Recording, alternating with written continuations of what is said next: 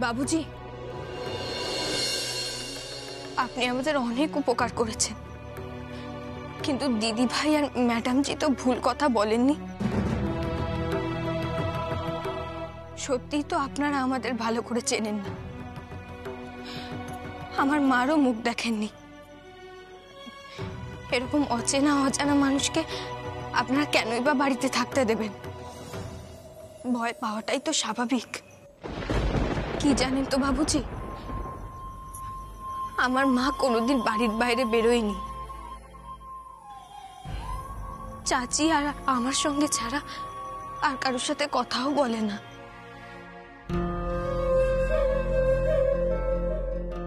এইভাবেই বছরের পর বছর থাকতে থাকতে আমার মায়ের মাথায় সমস্যা এসে গেল।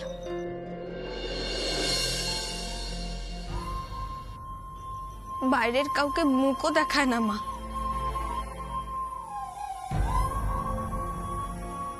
ক্ষমা করবেন মাতাজি,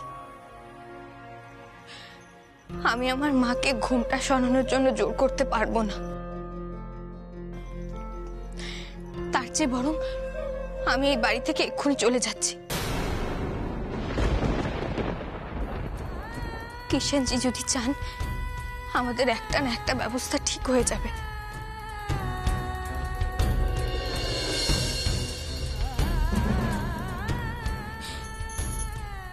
অনেক শুক্রিয়া বাবুজি আপনাদের সবাইকে।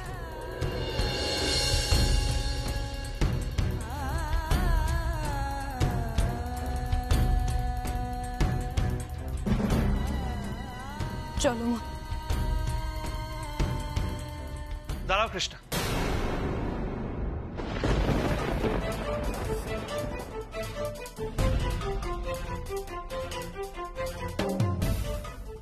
মা বাবা তোমাদের কি মনে হয়? আর সুনয়না তোমার কি মনে হয়?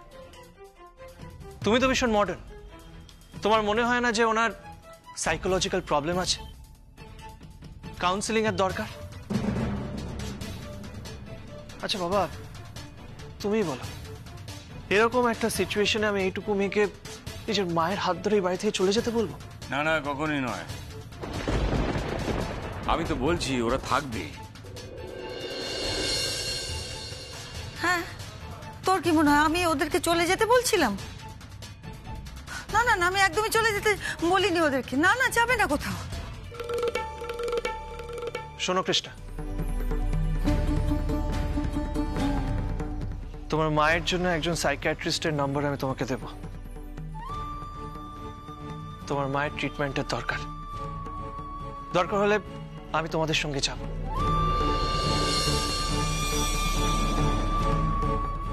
আর হ্যাঁ, এই বাড়ির কারোর কথা তোমাকে শুনতে হবে না। এই বাড়ির শেষ কথা হলো আমার মা আর বাবা।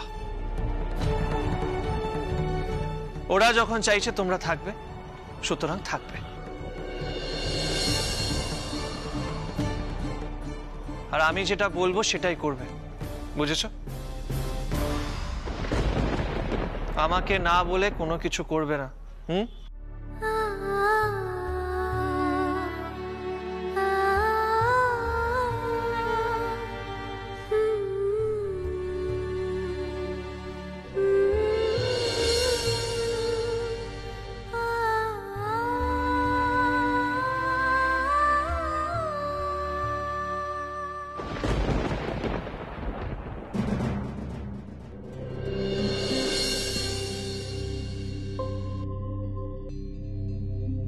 মা, ওরা তো অনেকক্ষণ ধরে দাঁড়িয়ে রয়েছেন, বসাই যদি খেতে বসেন।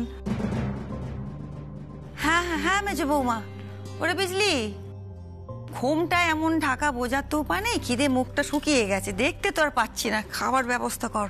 ও কৃষ্ণা, যাও মাকে নিয়ে কিছু খাও, যাও। ও মে, তোমরা এসো আমার সঙ্গে।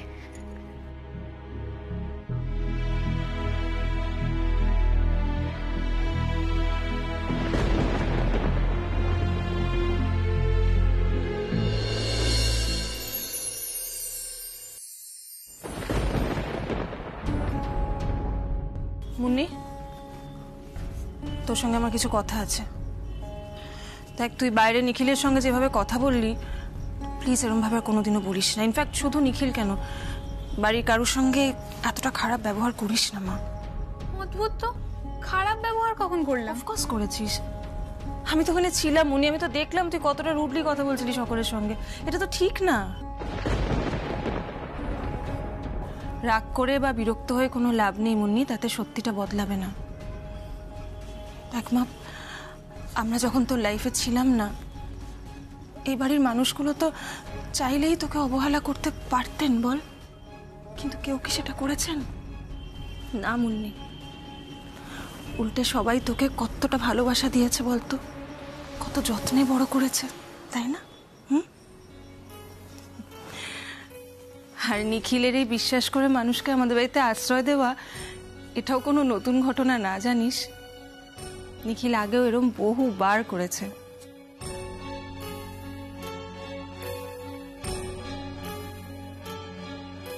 মুন্নি, আমি যা বলছি তোর ভালোর জন্য বলছি, আমার কথাগুলো একটু মন দিয়ে শোন মা। তোর বাবা তোকে ঠিক কথা বোঝাচ্ছেন না মুন্নি। এই বাড়ির সবাই তোকে ভালোবাসে, তোর ভালো চায়। আর দেখ, এসব সাংসারিক ব্যাপারে তুই এখনই কেন মাথা গলাবি বলতো?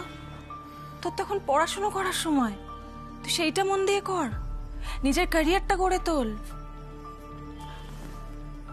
তুই আমাদের ফ্যামিলি বিজনেস জয়েন করতে চাস না? সেটার জন্য তোকে কি করতে হবে? আগে মন দিয়ে পড়াশোনাটা কমপ্লিট করতে হবে মুন্নি। নিখিল মানে তোর পাপা, নিখিল কিন্তু খুব ভালো, খুব শার্প একজন বিজনেসম্যান, খুব কম্পিটেন্ট। ওর সঙ্গে থেকে থেকে বিজনেসের কাজগুলো ভালো করে শেখ, ভালো ভালো জিনিসে মন দে। দেখ মুন্নি, তোর বাবা মার সঙ্গে কে কবে কি করেছিল এইসব কথা ভেবে মনে মনে কারোর সঙ্গে শত্রুতা পুষে রাখিস না মুন্নি। একটা কথা মনে রাখবি, তোর বাবা মা মানে আমরা কিন্তু অন্যায় করেছিলাম, আর সেই জন্য আমাদের পুলিশের হাতে তুলে দিয়ে এই বাড়ির কেউ ভুল কাজ করেনি, একদম ঠিক কাজ করেছিল মুন্নি।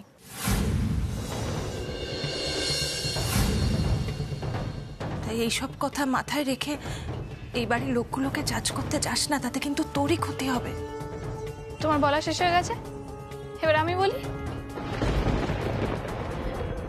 ফার্স্ট অফ অল মা, আমি কাউকে জাজ করছি না, আমি তো শুধুমাত্র এটাই বলতে চাইছি কি এটা তো আমারও বাড়ি, আর এখানে আমি দুজন বাইরের মানুষকে নাই অ্যালাউ করতে পারি।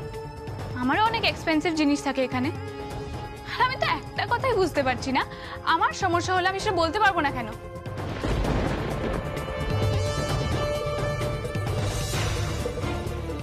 অফকোর্স বলতে পারবি মুন্নি, তবে এই বাড়ির মেয়ে হিসেবে তোর প্রথম কর্তব্য এই বাড়ির অতিথিকে সম্মান জানানো। অতিথি কোথায় মা? আমরা তো ওদেরকে আমাদের বাড়িতে শেল্টার দিয়েছি। তুমিই ভাবো, আমাদের বাড়িতে সিকিউরিটি গার্ড রাখা আছে আমাদের সিকিউরিটির জন্য, আর পাপা কি করলো? দুটো অচেনা মানুষকে আমাদের বাড়িতে তুলে আনলো। এরকম একটা অদ্ভুত সিচুয়েশনে আমি তো প্রতিবাদ করবই। তাছাড়া ওই কৃষ্ণা মেয়েটিকে আমার একদম বিচ্ছিরি লাগে, এমন চোখ মুখ করে তাকায় যেন বিশ্বের ওই সব থেকে ভালো আর সবাই খারাপ। ওর অ্যাটিটিউডটা না আমার জাস্ট সহ্য হয় না। আই জাস্ট হেট হার। মুন্নি, হ্যাঁ মা, ও এখানে থাকলে আমার অসুবিধা হবে, আর তাই জন্য আমি ওকে এই বাড়ি থেকে তাড়ানোর চেষ্টা করবই।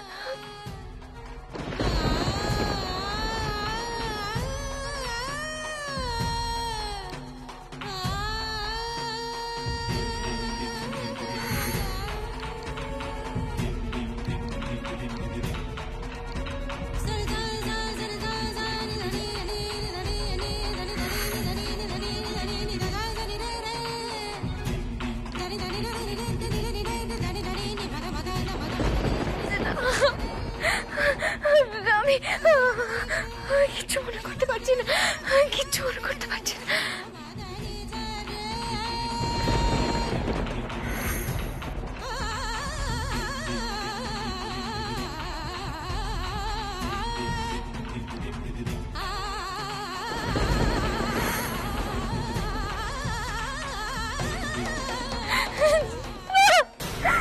আমি কিচ্ছু মনে করতে পারছি না, আমি কিচ্ছু মনে করতে পারছি না। ওই মেয়েটা কি, ওই মেয়েটা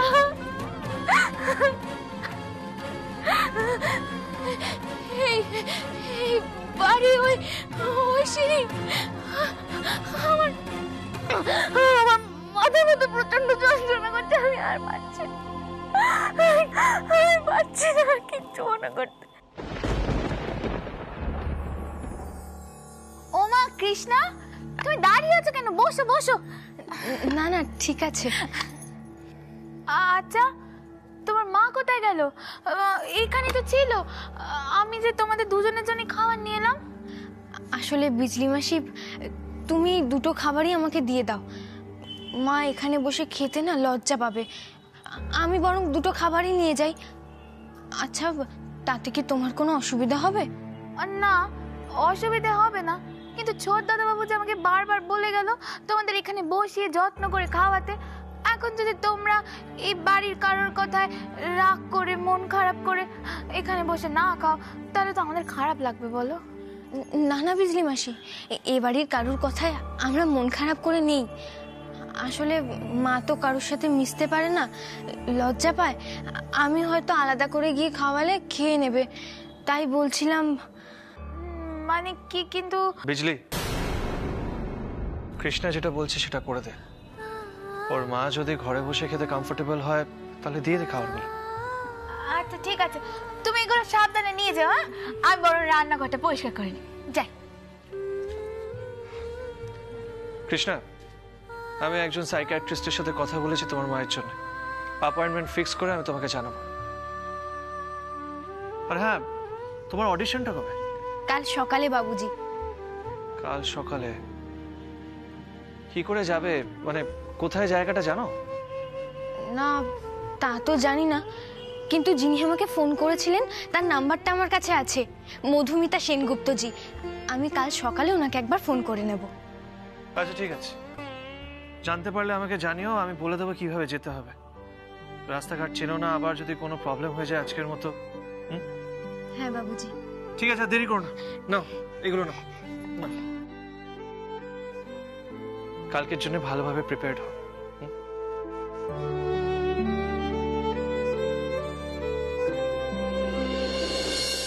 শুক্রিয়া বাবুজি।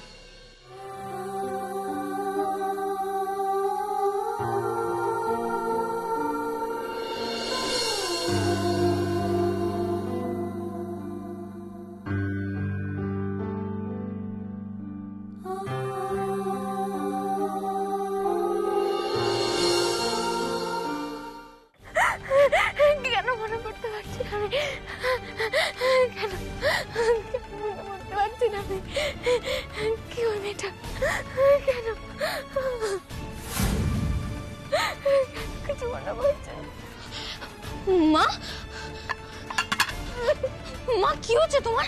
তুমি এরকম ভাবে বসে আছো কেন? মা মা ওঠো, ওঠো, আমাকে বলো মা কি হয়েছে, ওঠো, এখানটা সাবধানে বসো, বসো।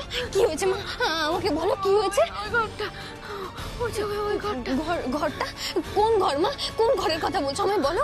আচ্ছা মা, ওই মেয়েটা কে রে? ওই মেয়েটা কি হবে? মা মা কোন মেয়ের কথা বলছো? ওই মেয়েটা। তুমি কি বলছো কিছু বুঝতে পারছি না, একটু ভালো করে বলো। মা বাবুজির মেয়ের কথা বলছো? ওর কথা তো তুমি না বলছো তো না। মনে করতে পারছি না, বারবার মা তুমি শান্ত হও। ঠিক আছে ঠিক আছে, জোর করে কেন পারছি না? জোর করে মনে করতে হবে না মা, মা তুমি শান্ত। মা এখানটা বসো, এখানটা বসো, শান্ত হয়ে বসো। মা কিচ্ছু মনে করতে হবে না, দেখেছো আমার মায়ের কত কষ্ট হচ্ছে। মা তুমি এখানটা বসো, আমি তোমার জন্য জল নিয়ে আসি, এখানটা বসো।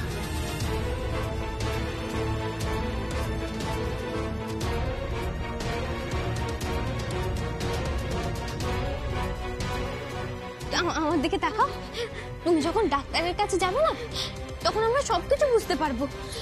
এই যে তুমি কেন অন্য লোককে দেখলে অস্থির হয়ে পড়ো, তারপর তুমি কে, কোথা থেকে এসেছো, মা সব মনে পড়ে যাবে। হ্যাঁ, সব মনে পড়ে যাবে।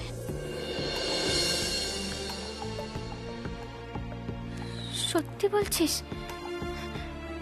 সত্যি সব মনে পড়ে যাবে আমার? হ্যাঁ মা, সব মনে পড়ে যাবে। মনির জীবনটা আমি তোর থেকে অনেক বেশি দেখেছি, বিশ্বাস কর, অনেক বেশি।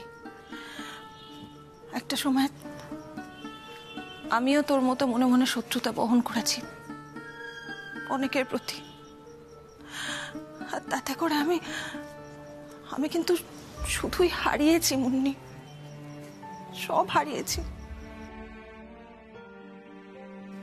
ঘর সংসার, আপনজন, ভালোবাসা, বিশ্বাস, মান সম্মান সব হারিয়েছি রে। আমার একমাত্র সন্তানের প্রথম হাঁটা, প্রথম কথা বলা, কিচ্ছু দেখতে পাইনি।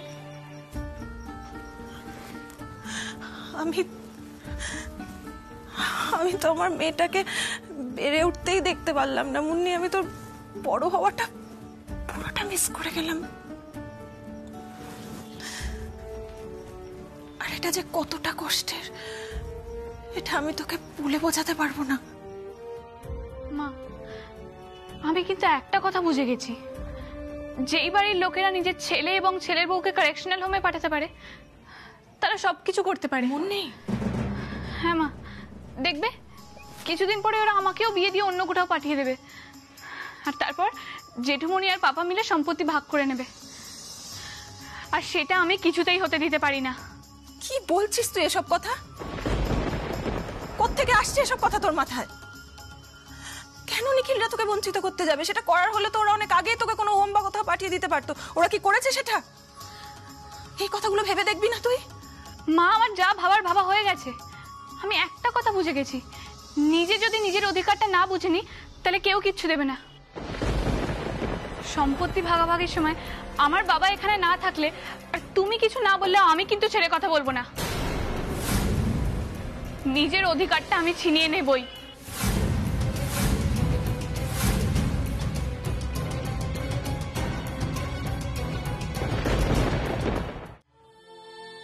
মা, এখন তুমি চুপটি করে বসে খাবে। এখানটা বসো, এখানটা বসো। এখন তুমি শুধু খাবে, হ্যাঁ, একটাও কথা বলবে না। এই দেখো মা, আমি তোমার জন্য খাবার নিয়ে এসেছি, আমি তোমায় নিজে খাইয়ে দেবো। মা, তুমি এখানে শান্ত হয়ে চুপটি করে বসো। এই নাও মা, হ্যাঁ করো।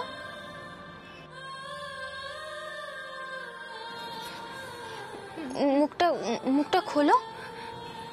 আমার একটা কথা শুনবে মা? শুনবো না কেন মা, আগে তুমি একটু খেয়ে নাও। আমি যাব। মানে?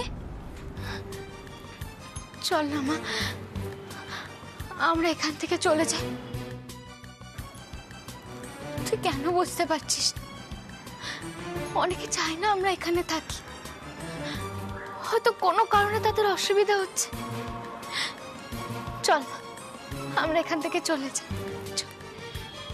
মা, এই কথাটা তো আমারও মনে হয়েছিল, এমনকি বাবুজিকে আমি এই কথাটাও বলেছিলাম, কিন্তু উনি বললেন থাকতে।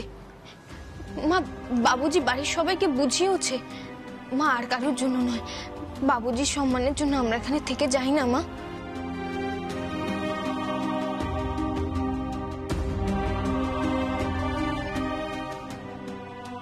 তাহলে যে তোর বাবুজির কাছে আমাদের অনেকটা ঋণ বেড়ে যাবে।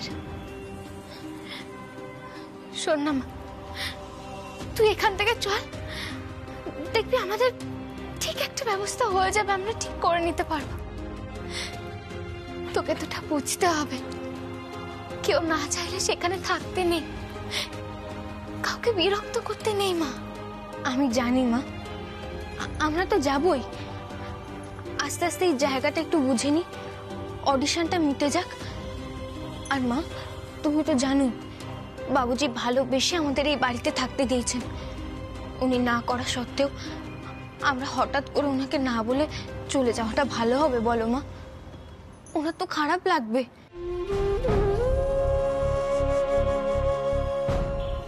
কিন্তু মা আমাদের ঋণ যে, মা আমি জানি আমরা বাবুজির কাছে সারা জীবন ঋণী হয়ে থাকবো, কিন্তু মা তুমি দেখো আমি সুযোগ পেলে বাবুজির সব ঋণ শোধ করে দেওয়ার চেষ্টা করব।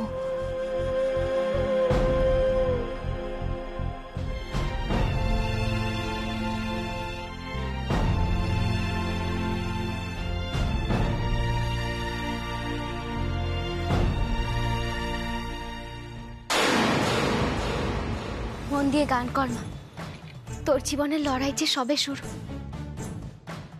মেয়েদের জীবনে যে লড়াইয়ের কোনো শেষ নেই। হ্যাঁ মা, আর মেয়েরাই বোধহয় পারে লড়াই করে মাথা উঁচু করে দাঁড়াতে, ঠিক যেমন অপু। আমরা যেমন লড়াই করছি তেমন ও লড়াই করছে। আর জীবনের লড়াইয়ের গল্প জানতে হলে দেখতে হবে অপরাজিতা অপু। 30শে নভেম্বর থেকে রোজ সোম থেকে শনি ঠিক রাত 8:30টায় শুধুমাত্র জি বাংলা এবং জি বাংলা এইচডিতে।